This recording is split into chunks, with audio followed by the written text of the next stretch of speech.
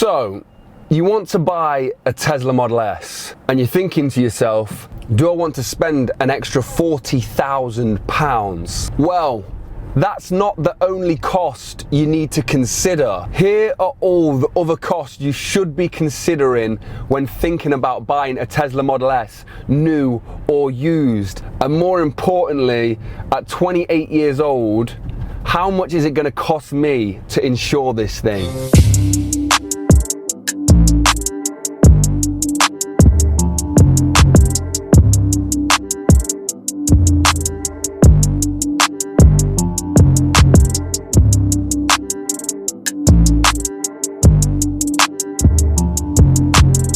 Guys, if you could do me a massive favor and head down to the like button. Let's see if we can try and hit 50 likes again.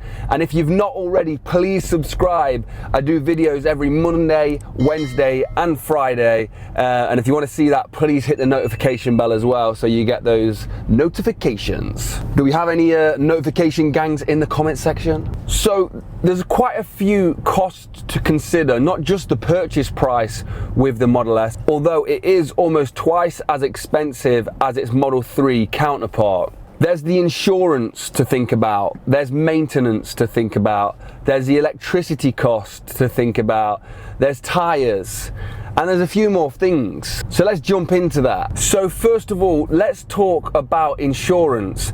And if you're a younger guy thinking about buying a Tesla, it's definitely something you need to consider, especially when you choose the Model S. So this is the 2020 long-range Tesla Model S, and I am 28 years old as of last week. So how much will this thing cost me to insure? So for this test, I have headed over to confused.com, which is a compare website for insurance. And although it's not where you're going to get your best price for insurance, if you want to see where to get the best price on insurance, sometimes half as much, go watch my insurance video. So heading over to confused.com, I've put in the exact same details I put in for my Model 3. So the cheapest Tesla Model S insurance I could find was £2,704. Now, if you were to go direct to Direct Line, I suspect you'll be able to get that at almost half the cost, which would be close to £1,500 possibly. I do think that's possible. That's exactly what I managed to do with my Model 3. So that price of £2,704 is coming from the insurer Admiral. So I thought I'd head into confused.com again, put in the same details with my standard range Tesla Model 3 and see what price I would get, so we can get a really good figure in terms of comparison of prices. And that price came back from Admiral, the same insurer, at £2,290. So around 20% cheaper, and I suspect you would probably find that across the board. With my Direct Line insurance, it's around £1,200, so I suspect you could get insurance on the Model S around £1,500, £1,600, but that isn't guaranteed. Just on the note, whilst I was looking at insurance for the Model 3, I actually did find cheaper insurance for the Model 3 at £780 from Churchill, which is quite sad because I pay quite a lot more than that. But nonetheless, if I was to buy insurance today and I could only use the quotes that I'm getting today, it would cost me £2,700 for a 28-year-old on a long-range Tesla Model S priced in with a value of £80,000. If you're a real penny pincher, you're going to love this next one. So the next one is charging. And it seems almost ridiculous to think about charging because it's so cheap. So the long-range 2020 Tesla Model S has a 100 kilowatt hour battery, which means it can do around 340 to 350 miles on one charge. In the UK, I've averaged out that the price per kilowatt hour is around 14p. So to fully charge, the long-range Tesla Model S will cost you £14. That's really good. So what about the long-ranged Tesla Model 3? Well, the long-range Tesla Model 3 has a 75 kilowatt hour battery. meaning to fully charge the long range Tesla Model 3 will cost you around £10.50 per full charge.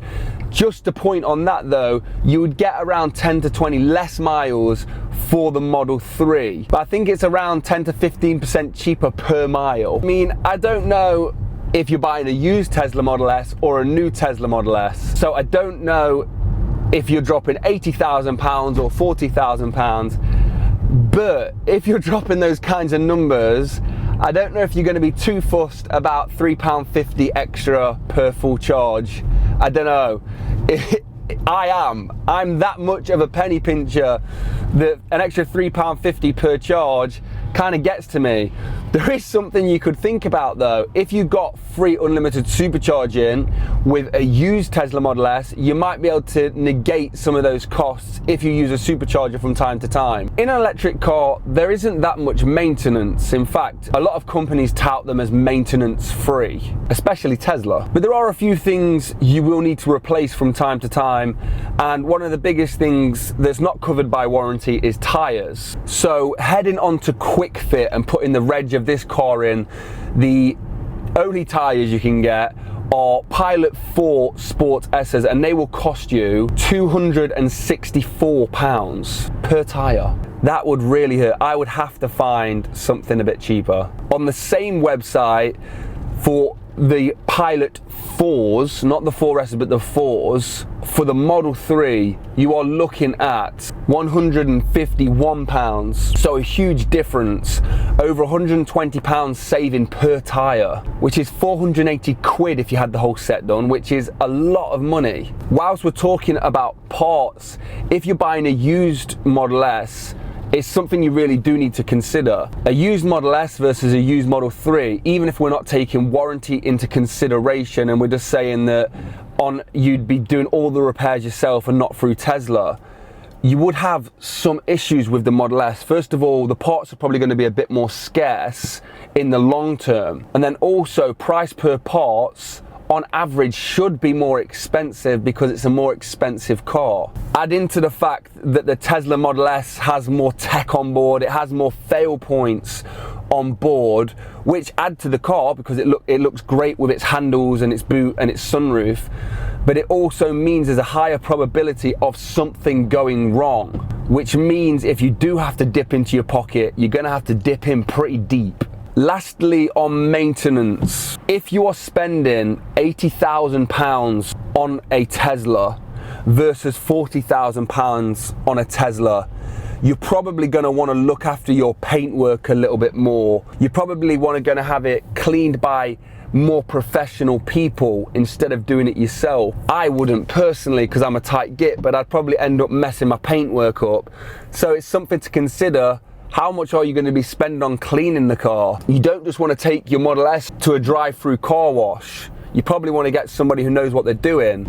To be honest, you should be doing the same with your Model 3. So the Tesla Model S is more expensive to own than a Tesla Model 3. But you probably already knew that. So I'm hoping that the information I've given you has led to some insight into how much that is. In my opinion, for what you get and the amount of money you'll be spending anyway, it's quite small. If we were to take a BMW 3 Series, the base level 3 Series, and compare that to a M6, the difference in running costs would be considerably different.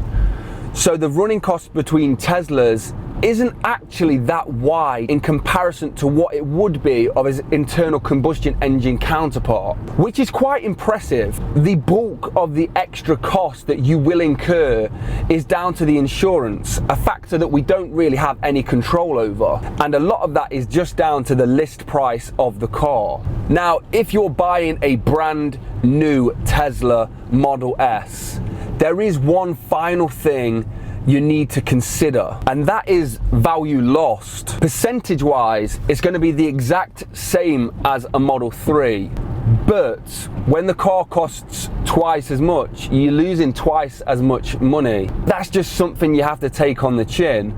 If you're buying a used Tesla Model S, the hit won't be as bad. Somebody's already taken it off the lot for you and lost that initial bump, and it won't be as bad, but you're still going to lose a substantial amount. Although a used Model S at £40,000 versus a new Model 3 at £40,000, you'll probably lose quite a bit more on the Model 3 over the few years that you do own it. If you are looking at a used Model S, check out some of my older videos I did on Model S's. And if you're thinking of buying a new or used Tesla, please use the link in the description. It gets you 1,000 free supercharger miles and it gets me 1,000 free supercharger miles, and I do appreciate it, and it is a way of supporting the channel, so I do appreciate it. Guys, thanks for watching. Everyone who's used the link in the description, massive shout out to you. It still blows my mind that people are using it. Thank you very much. If you like the video, please like the video. If you like the content, please subscribe for more. As always, you have been wonderful, and I'll see you in the next one. Peace.